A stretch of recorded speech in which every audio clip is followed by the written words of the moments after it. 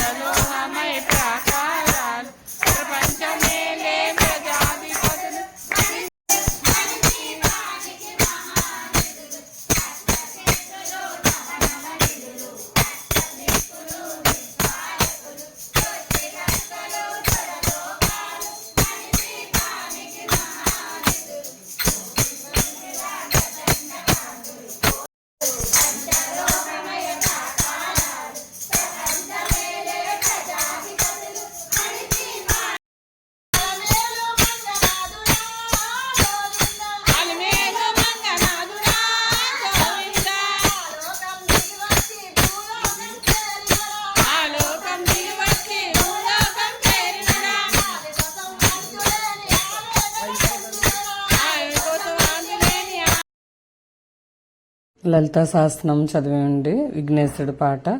తర్వాత మణిదీపం 9 సార్లు చేసి, తర్వాత వెంకటేశ్వర స్వామి పాటలు, అమ్మవారి పాట అది పాడారండి. చాలా బాగా జరిగిందండి. సంతోషంగా కూడా ఉంది. మళ్ళీ వచ్చేటప్పుడు అలా రేపూరు తీసుకెళ్లారండి బాబా గుడికి. తర్వాత లక్ష్మీనరసింహస్వామి గుడి కూడా మీకు చూపించాను కదా, అక్కడ కూడా వెళ్ళి వచ్చామన్నమాట. చాలా బాగా జరిగిందండి. అందరికీ కూడా తాంబూలాలు ఇచ్చారండి. అమ్మవారే వాళ్ళ ఇంటికి వచ్చిందని చెప్పి తాంబూలాలు సమర్పించారు అందరికీ కూడా. చాలా బాగా జరిగిందండి. అంతా కూడా చూడండి. అంటే ఎవరైనా చేసుకోవచ్చండి. చాలా మంచిది. మణిదీపం చేసుకోవడంలో చాలా మంచిదండి. అంటే ఒక్క రకం, అంటే మణిదీపంలో 32 ఉంటాయండి మనకి చదవటానికి. 32 వాటికి ఒక్కో దానికి ఒక్కొక్క పువ్వు అండి. ఒక రకం పువ్వు 32 పువ్వులు ఉండాలండి. అలాగా మనకి అనుకుంటామండి దొరకవేమో అని. వెంటనే వారం రోజుల్లో అయిపోయినట్టు అయిపోద్ది. వారం రోజులు కూడా 4 రోజుల్లో పువ్వులు అన్నీ దొరికేస్తాయండి. 32 పువ్వులు అండి ఒక్కో రకానికి. అలా 32 రకాలు ఎవరైనా చేసుకోవచ్చండి. చాలా మంచిదండి అమ్మవారి పూజ అది అలా చేసుకోవడంలో. ఒకసారి ట్రై చేసి చూడండి ఎవరైనా సరే. ఇప్పుడు అన్నీ శ్రావణ మాసం, ఇప్పుడు దశమి అన్నీ వచ్చేస్తున్నాయి కదండి, కార్తీక మాసం అంతా కూడా అండి. ఒకసారి ట్రై చేయండి, ఇంట్లో చేసుకున్నా సరే. ఉమా అని మీకు చూపిస్తానండి. తనైతే ఈ మణిదీపం ఒకరోజే తెల్లవారుజాము 3 గంటలకు మొదలుపెట్టి రాత్రి 9 లోపల 500 సార్లు చదివిందంట. నాకు మొన్న చెప్పిందనమాట తను కనబడినప్పుడు. నాకు చాలా ఇది అనిపించింది. చదవాలన్నా మనం చదవలేమండి. చాలా మంచిదండి మణిదీపం చదవడం. ఇలా పూజ కూడా పెట్టుకుని ఇలా ఇవ్వాలా ఎక్కువ మీకు స్తోమతకు తగ్గట్టు మీరు ఇచ్చుకోవచ్చండి. ఇవ్వాలా అని రూల్ ఏమీ లేదు. ఇచ్చుకుంటే అమ్మవారికి మనం ఇచ్చేమన్నా ఇది అంతే. తాంబూలం ఇచ్చుకుంటే చాలా మంచిదండి. తర్వాత మొన్న అమావాస్య రోజు కూడా మేము చండీ హోమం అది వెళ్ళామండి. అది కూడా వీడియో చేసి పెడతాను మీకు చూడండి. రేపూరు వెళ్ళామండి. అది కూడా రేపూరు బాబా గుడి, పెద్ద గుడి అండి. నామం కూడా అలా జరుగుతూ ఉంటుందండి. బాబా నామం ఓం సాయి, శ్రీ సాయి, జై జై సాయి. అది కూడా చూడండి.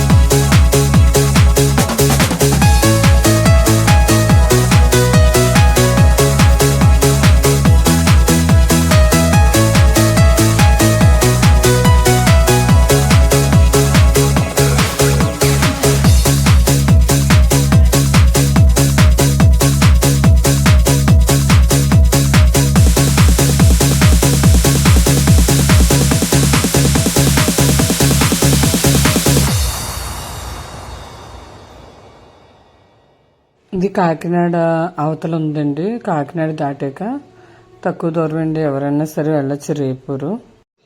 ఇది బాబా విగ్రహం చాలా ఎత్తు ఉంటుందండి. ఇది రేపూరు చాలా మంది వెళ్తారు అనమాట. ఇక్కడ నిత్యము నామం జరుగుతుందండి. ఓం సాయి, శ్రీ సాయి, జై జై సాయి.